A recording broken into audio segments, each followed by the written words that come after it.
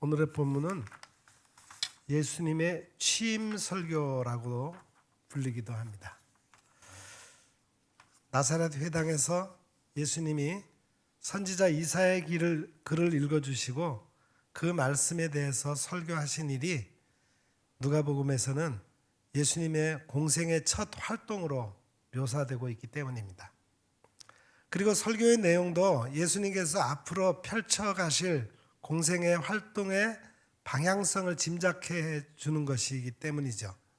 마치 모든 취임사가 앞으로 자신이 할 일의 방향을 제시해 주는 것처럼 예수님의 나사렛 회당의 설교는 앞으로 펼치실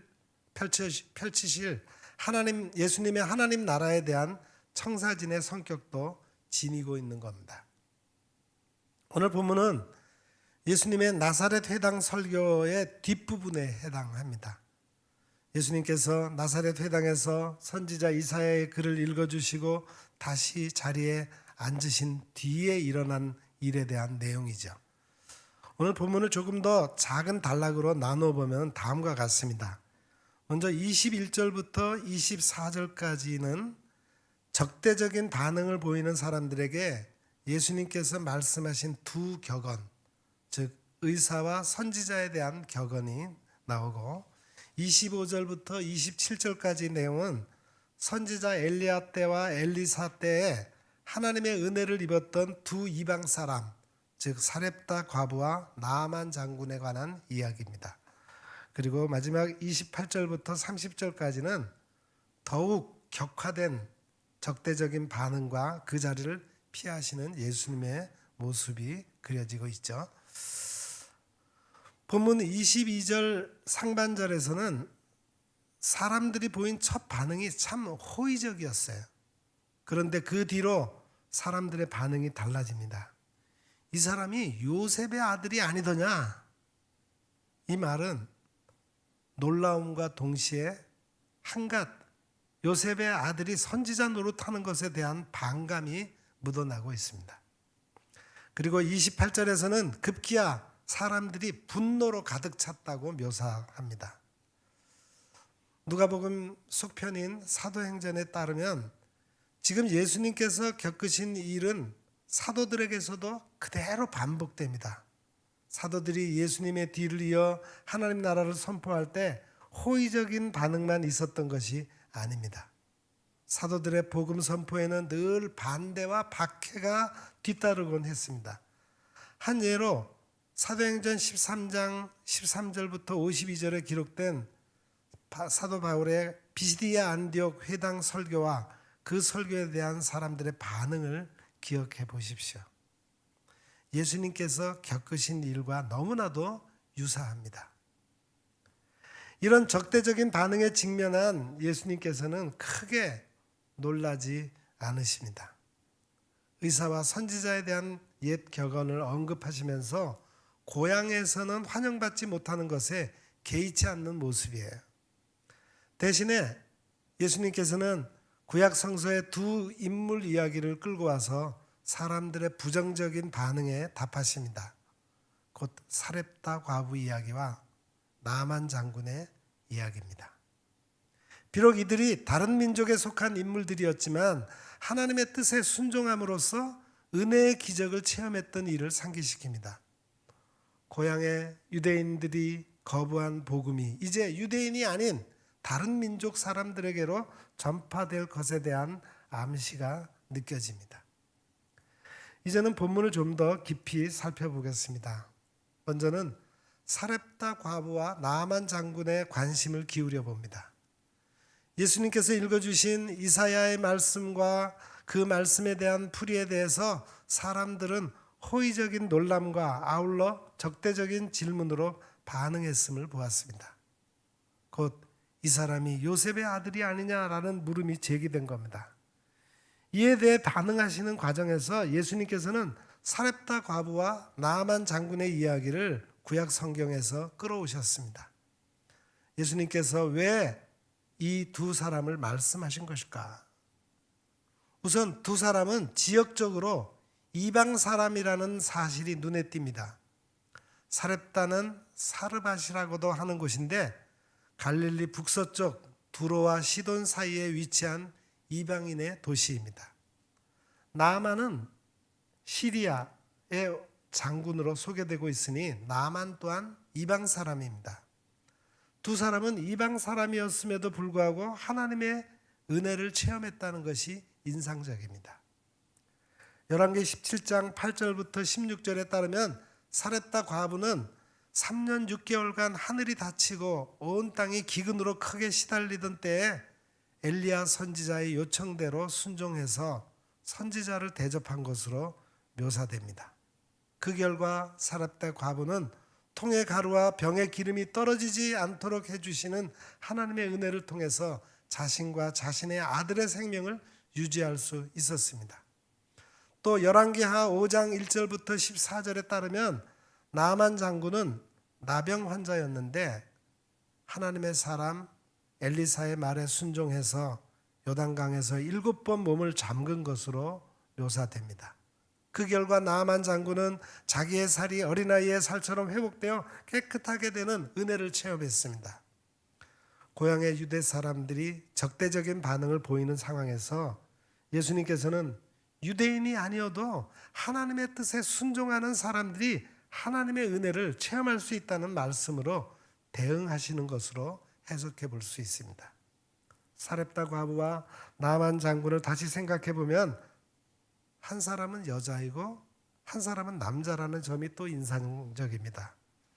누가복음을 자세히 살펴보면 남자의 이야기와 여자의 이야기를 짝을 지어 소개하는 특징이 관찰됩니다. 누가복음 2장 22절부터 40절에 따르면 정결 예식의 날에 마리아와 요셉이 아기 예수를 데리고 성전에 갔을 때 2명의 예언자를 만납니다. 그런데 그 가운데 한 사람은 남자인 시므온이고 다른 한 사람은 여자인 안나였습니다. 누가복음 7장 1절부터 17절에서는 예수님의 2가지 기적이 보도됩니다. 그런데 그 가운데 하나는 남자인 백부장의 종을 고치신 기적이 나오고 또 다른 하나는 여자인 나인성 과부의 아들을 살리신 기적입니다. 누가복음 8장 1절에서 3절에 예수님의 하나님의 나라 사역에 함께한 이들이 소개되고 있습니다. 그런데 한 그룹은 남자들로 구성된 12제자였고 다른 한 그룹은 막달라 마리아, 요한나, 수산나 그리고 다른 여러 여자로 구성된 여성 제자들이었습니다. 또 누가복음 13장에는 하나님의 나라의 비유가 2가지 소개되고 있는데 하나는 남성의 생활 영역과 밀접한 겨자씨 비유이고 또 다른 하나는 여자의 생활 영역과 밀접한 누룩의 비유입니다. 17장에서는 인자가 나타난 날이 있을 2가지 일이 소개됩니다. 그 가운데 하나는 한 자리에 누워 자던 남자 2명 가운데 한 명은 데려감을 얻고 다른 한 명은 버려둠을 당한다는 이야기입니다. 다른 하나는 맷돌을 갈던 2 여자 가운데 한 명은 데려감을 얻고 다른 한 명은 버려둠을 당한다는 이야기입니다. 한 사례는 2 남자에 관한 것이고 다른 한 사례는 2 여자에 관한 것입니다. 이처럼 누가복음의 저자는 흥미롭게도 남자 이야기와 여자 이야기를 짝을 이루어 소개하는 특징을 보여줍니다. 아마도 누가는 예수님을 통해 펼쳐지는 하나님 나라의 사역은 남자들만 관련된 것이 아니고 남자와 여자가 모두 참여하고 함께하는 사역임을 암묵적으로 역설하고 있는 겁니다. 오늘 본문에서도 사렙다 과부와 나아만 장군의 사례를 통해서 같은 메시지를 들을 수 있습니다. 하나님 나라는 남자나 여자나 성별에 관계없이 모두에게 열려있는 나라라는 말씀으로 들려옵니다. 사렙다 과부와 나아만 장군의 프로필을 한 번 더 생각해 보면 사렙다 과부는 가난한 여자인 반면에 나아만 장군은 권력 있는 남자라는 점이 또 인상적입니다. 사렙다 과부는 3년 6개월 동안 지속된 기근을 견디는 가운데 이제는 자신과 자신의 아들이 마지막으로 먹을 밀가루와 기름 조금밖에 가지지 못한 가난한 과부였습니다. 그런가 하면 나아만은 아람 왕의 군대 장관으로 그의 주인 앞에서 크고 존귀한 자라고 이렇게 소개되고 있습니다. 왕의 총애를 받으며 권력과 부를 동시에 누리고 있던 남자인 것입니다. 그런데 가난한 사렙다 과부와 부유한 나아만 장군이 똑같이 하나님의 은혜를 경험할 수 있었다는 점이 중요합니다. 하나님 앞에서는 가난함과 부유함이 중요하지 않다는 거예요. 앞에서 살펴본 세 가지 내용을 종합해 보자면 하나님의 나라는 유대인이나 이방인이나 남자나 여자나 가난한 사람이나 부유한 사람이나 아무런 차별이 없이 모든 사람에게 열려있는 나라인 것을 알 수 있습니다. 이번에는 예수님께서 나사렛 회당에서 설교하신 뒤 경험하신 일이 호의적인 반응만 있었던 것이 아니라는 점에 주목해 보기로 하겠습니다. 예수님의 사역에도 반대와 적대적 반응은 공존했다는 사실을 기억하는 것이 중요합니다. 사도행전을 읽어보면 예수님의 뒤를 이어 하나님 나라 사역을 했던 제자들의 형편도 크게 다르지 않았던 것으로 묘사됩니다. 베드로도 그렇고 바울도 그렇고 늘 복음을 증언하는 현장에서 이들은 반대와 박해에 부딪히곤 했습니다. 베드로는 종교 지도자들 앞에 잡혀가서 신문을 당하고 감옥에 갇히기도 했습니다. 바울도 박해를 피해 달아나야 하거나 돌에 맞거나 감옥에 갇히거나 하는 일을 피해갈 수 없었습니다. 예수님을 믿고 하나님 나라에 참여한다는 것은 모든 고난과 어려움으로부터 면제되는 것을 뜻하지 않음을 볼 수 있습니다. 하나님의 통치, 하나님의 가치를 따라 살려고 할 때 하나님은 성령의 능력으로 함께해 주실 것입니다. 그러나 그 삶이 세상의 기준으로 볼 때 편안하고 안락하다는 보장은 없습니다. 예수님처럼 그리고 사도들처럼 우리도 예수님의 뒤를 따라 하나님 나라에 참여하려면 반대와 고난을 각오해야 함을 말해주는 것입니다. 설날이 지났습니다. 아직은 날씨가 춥고 땅도 꽁꽁 얼어붙어 있습니다. 그래도 추운 산간 지방에서는 곧 고추씨를 모판에 붓는다고 합니다. 계절은 농부가 가장 일하기 좋은 때를 맞춰주지 않습니다. 때를 알고 미리 준비해야 하는 거예요. 때를 따라서 씨를 뿌리고 때에 맞춰 보살펴 주어야 충실한 열매를 거둘 수가 있습니다. 계절과 때는 태양의 위치에 따라 결정됩니다. 지구에서 가장 멀어진 태양이 우리가 사는 지구 북반부로 아주 조금씩 가까워지겠죠. 햇빛에 따라 각종 식물에 싹이 트고 잎이 나고 자라고 열매를 맺게 됩니다. 그 빛에 따라서 동물들도 겨울잠을 끝내고 기지개를 켜며 활동을 시작합니다. 사람들의 삶도 햇빛에 따라 많이 결정됩니다. 농부들은 하나님의 뜻과 때를 받아들이며 농사를 짓습니다. 이들의 지혜와 수고로 올해도 우리는 풍성한 생명 밥상을 받게 될 것입니다. 예수님은 고향 나사렛에 오셨습니다. 예수님은 늘 하시던 대로 안식일에 회당에 들어가셨습니다. 예수님은 이사야 예언자의 두루마리를 받아 펼치시고 이 말씀을 낭독하셨습니다. 주의 성령이 내게 임하셨으니 이는 가난한 자에게 복음을 전하게 하시려고 내게 기름을 부으시고 나를 보내사 포로된 자에게 자유를, 눈먼 자에게 다시 보게 함을 전파하며 눌린 자를 자유롭게 하고 주의 은혜의 해를 전파하게 하려 하심이라 하였더라. 예수님의 메시아 취임 설교의 성서 본문이었습니다. 예수님은 두루마리를 맡아서 맡은 자에게 주시고 앉으셨습니다. 회당에 있는 모든 사람들이 예수님을 주목했습니다. 예수님은 이 성경 말씀이 너희가 듣는 가운데서 오늘 이루어졌다라고 선언하셨습니다.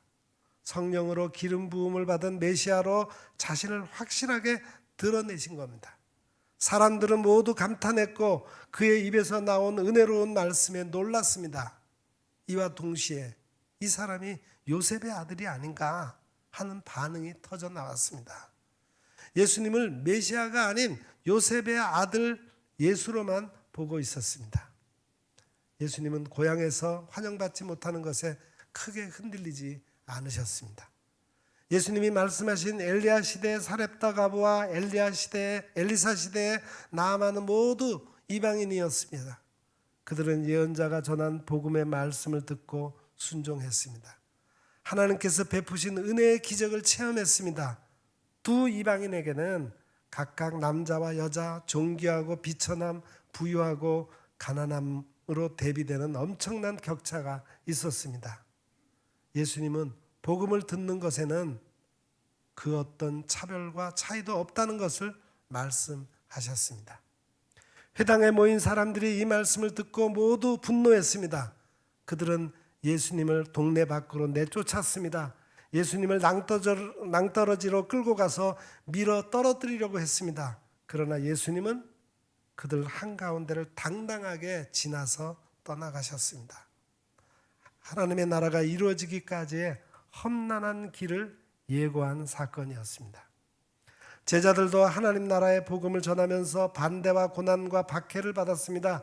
그렇지만 성령의 충만하심과 인도하심으로 이를 견뎌냈습니다. 오늘은 주연절 넷째 주일입니다. 예수님은 흑암과 혼돈에 처한 세상에 빛을 비추셨습니다. 그 빛이 우리를 비추었고 하나님 나라가 우리에게로 들어왔습니다. 오늘 우리는 주의 말씀 앞에 어떻게 살아야 할까요? 첫째는 누구에게나 열려있는 복음의 부르심에 긍정적으로 응답해야 합니다. 나사렛 회당에서 예수님 앞에 선 사람은 정작 오늘 우리입니다. 예수님의 말씀 선포에 우리는 어떻게 반응해야 할까요? 주 예수 그리스도는 빛이십니다. 우리는 주 예수 그리스도께로부터 나오는 복음의 말씀을 받아들여야 합니다. 햇빛이 모든 땅을 골고루 비추듯이 주의 말씀을 받는 것에는 어떤 차별이나 차이도 없습니다. 빛 대신 주님이 어둠 가운데 있던 우리에게 나타나셨습니다. 이제 우리는 주님의 말씀과 뜻 앞에 서 있습니다. 그 주님의 뜻을 제대로 깨닫고 그 주님의 뜻 앞에서 어떤 반응을 보일지 결단이 필요합니다. 세상의 기준으로 우리의 신분이 어떠하냐 하는 것은 중요하지 않습니다. 인종, 성별, 빈부를 포함하여 인위적으로 사람들을 나누는 기준은 하나님 나라에서는 중요하지 않습니다. 누구에게나 열려있는 복음의 부르심에 긍정적으로 답해야 할 때입니다.